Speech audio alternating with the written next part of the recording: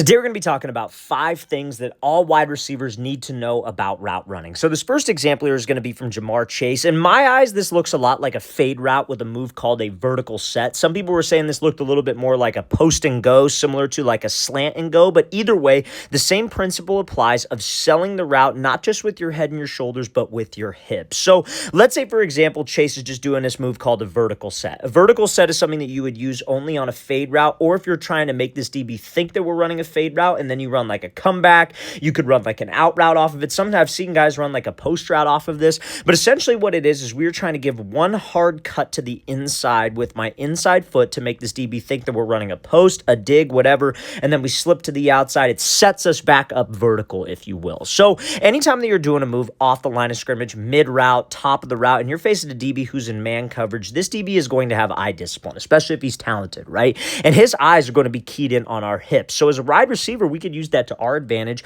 and understand how to sell these routes with our hips. So what I tell my receivers is you guys want to think that your belly button is trying to go to the opposite sideline. So when he decides to make this move to the inside, he does lean with his head and his shoulders, but you could see like the number 1 on his jersey. That number 1 is facing towards a post. His hips are facing towards the inside. That's what's going to get this DB to bite, you guys. Even if we're trying to run like just a simple out route in this case, at that break point, if you're cutting with that inside foot, that is how you sell it. So if you want to get more separation, you want to sell your routes a little bit better, be focused on selling routes with your hips. Now, when you do this is a mistake that a lot of receivers will make, is when they throw this move and when their hips turn, when their upper body turns, what will happen is that their toe will also turn at the exact same time. So if your toe is pointed this way and you're trying to push off of this foot and get back to a fade or get back to some type of outside breaking route, you're not going to be able to do it. You're going to get stuck at the break. So you have to be able to separate your upper body from your lower body. They call that dissociation. That's something that a lot of quarterbacks actually focus on, because dissociation is how they get more power on the ball, separating their shoulders from their lower half. But as a receiver, we want the same thing. My upper body should be turning as my lower body stays in this like powerful, I guess you could say positive position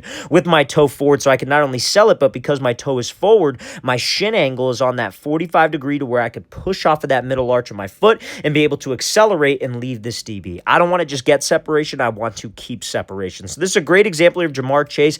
And regardless, if it was a double move, this is like a post and go, slant and go, same thing applies. You still have to sell that first route with your hip. Now, before we get into the rest of this video, fellas, if you are a wide receiver or a quarterback watching this and you would like to train with myself and my staff of coaches this offseason, you guys, we are traveling out to 15 different cities across the entire country for 2-day-long QB and wide receiver training camp. So, guys, go to that very first link in the description below. The description of this video, very first link, that's where you can get all the information, and that is where you can sign up. Our next camp is going to be in San Francisco, California. That camp, guys, only has about 10 more spots available. Same thing with our camp in Orlando and in Phoenix. Those 3 are almost completely sold out, and we have our camps sell out simply because we limit spots. We limit spots so we can work with each one of you guys on an individual basis, coach you up, tell you how to improve, and we can't do that if we have 1 million people there. It's just going to take too long, and we have a limited amount of time. So, guys, go to that very first link in the description below. We'd love to have you there. After that, we'll be coming to Columbia, South Carolina, then Seattle, Oklahoma City, Nashville, Milwaukee, Austin, Texas, Atlanta, Georgia, Denver, Colorado, Columbus, Ohio, Boston, Massachusetts, Salt Lake City, Utah, and Los Angeles, California. So, guys, love to have you there. Very first link in that description below is where you can sign up and get your spot. Now, the next thing you need to know about route running is being able to keep your head down after a double move so we could separate from this DB. So this is a perfect example of that here from Zay Flowers. So you have to understand, guys, he's running like just like a simple like stutter go. You could think of this like a hitch and go, a stop and go, whatever the case may be. One of the most common mistakes that receivers will make on routes like this is that they'll drop down, they'll change their center of gravity, they'll drop their hips, they'll get this DB to hesitate. But then as soon as they get that, they start looking back for the ball. Guys, all that's going to do is slow you down. You have to understand a quarterback's perspective on a double move. If I'm throwing a double move and you're running a stop and go, as soon as you drop your hips, I'm getting ready to throw this thing. And I'm not throwing it to you. I'm throwing it to a spot, and I'm expecting you to get to that spot. And I'm putting it to that spot with enough air to where you can go run it down. But the problem is that a lot of receivers will get this separation on the double move. They start looking back too quick, and then they're like, oh, crap, ball was thrown too far, and then it's too far in front of them, and they don't catch up to it. And that's on the receiver. That's not on the quarterback.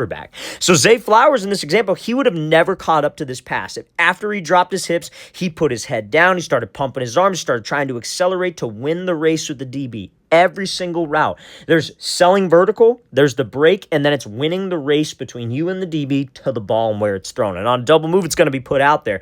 Zay Flowers would have never caught up to this. Even with his speed, he would have never caught up to this ball if he didn't keep his head down right after the first move. So any double move, you guys, let's say he was running a slant and go, broke to a slant, DB crash, we burst back upfield, keep that head down. Let's say you're running, like a post corner, that's maybe a time where you could snap your head around because it's a little bit different of a route. If I'm running like an out and up after you break on the out, keep that head down. Focus on separating from the DB. Get separation and then be able to keep separation with proper technique after the break. Now, let's talk about cutting mechanics here from Justin Jefferson. So I'm sure a lot of you guys as receivers, you want to make fast cuts. You want to make explosive cuts. You want to get in and out of your break quickly.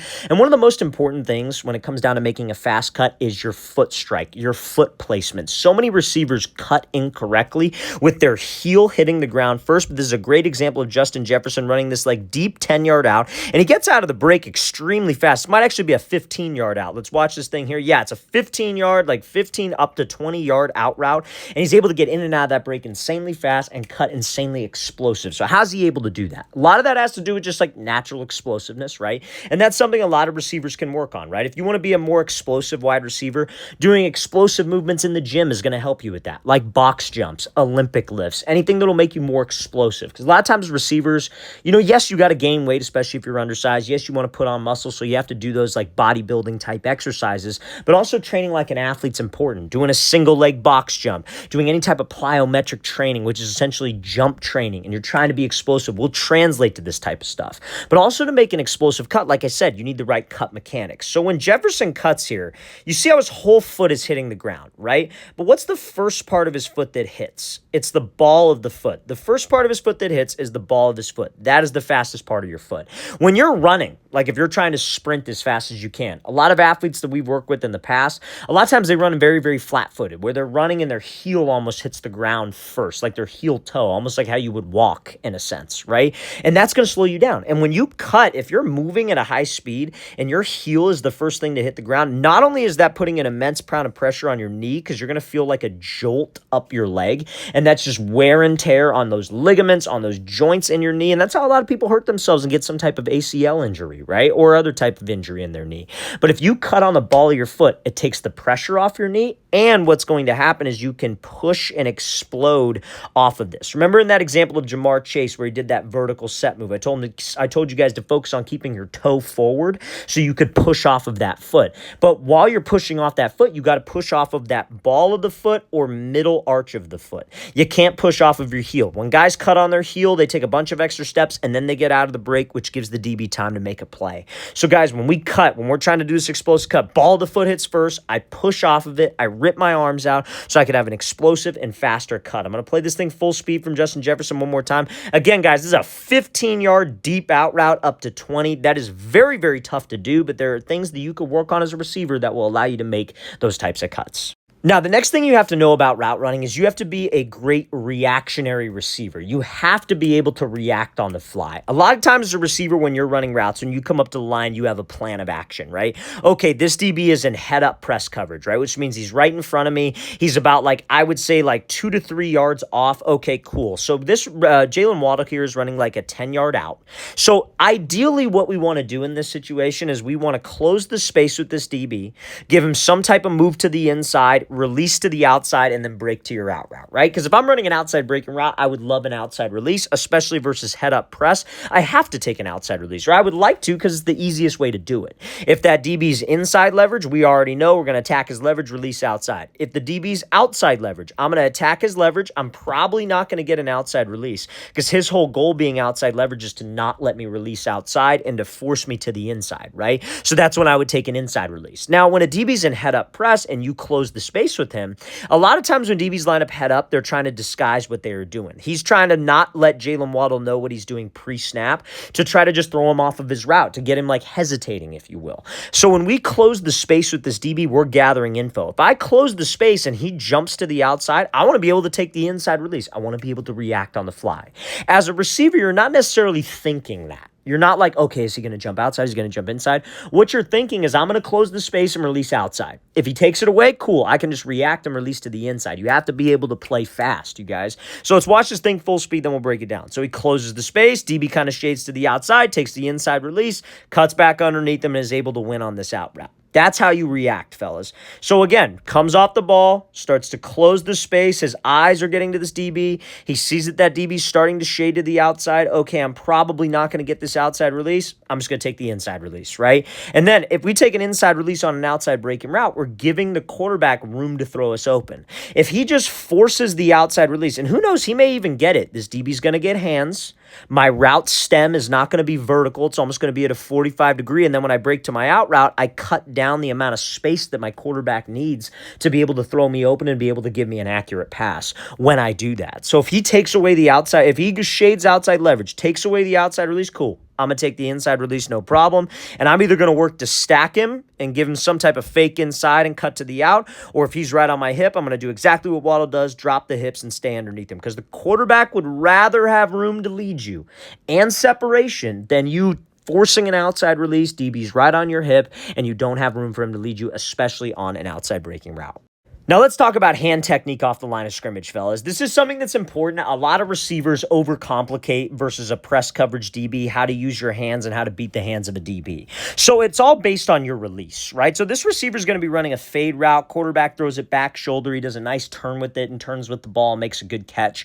But this DB lined up, he's inside leverage, right? How you can tell, pay attention to the midline of his body. If that midline is even with the receiver's front foot and his inside foot is slightly to the inside of our front foot, means he's inside leverage, right? So if we're running a fade route, we know that we're probably taking an outside release. Even if I'm running like a post route or a dig route, I know I'm taking the outside release simply because I'm not going to force the inside release versus inside leverage, because this DB will get hands. He is taught, do not let him release to the inside. So even if you get off the press, your route stem is going to be too far over the middle, which will screw up spacing of the play. Okay? So we have to have the thought process of the only arm that can prevent me from releasing outside in this case is going to be the DB's outside arm. His right arm on my left side, right? So my thought process with my hands is I'm just going to beat this arm. If he recovers with his left arm and get hands on me, okay, cool, that's fine. But I'm off the jam. I'm off the press if I beat this outside hand, because I get up into my release and I get up into my route. We can't waste a bunch of time off the line of scrimmage, because that will screw up the timing with the quarterback. So this receiver gives a little bit of move off the line, but you see how he's just concerned with the outside hand. Who cares if the DB is able to get hands on you with his inside hand? Throughout the route, you're going to be able to fight this hand off. That's part of being a receiver. That's part of route running. But off the line of scrimmage, if we're like worried about like, okay, what hand move am I going to do? I come off the ball. I'm concerned with beating this hand. No, I'm just concerned with beating the outside hand. He takes his inside hand. He's concerned with just chopping the outside arm. He's not even worried about his inside arm. Gives him a move, chop the outside arm. Because if we get that outside arm off of us, we release free to the outside. Now, can your feet set up different releases? Can it get you more separation than this? Absolutely. I'm always a firm believer that it's the feet first, then we worry about the hands, because you want to keep the hands super simple off the ball. So guys, if you're struggling with the jam, struggling getting off press, understand which hand you have to beat. Let's say this DB was head up press and you had to run a dig route. Obviously want to take an inside release. This is the hand that I'm worried about. So I could give him a little move to the outside, and I'm thinking maybe with my outside arm, just chop his inside arm and get off the press and go get up into your route. You keep timing with your release and you get separation at the top of the route. That's how I want you guys to think. So this is a textbook example of this receiver working good hand technique to get him into the route to make an easy play.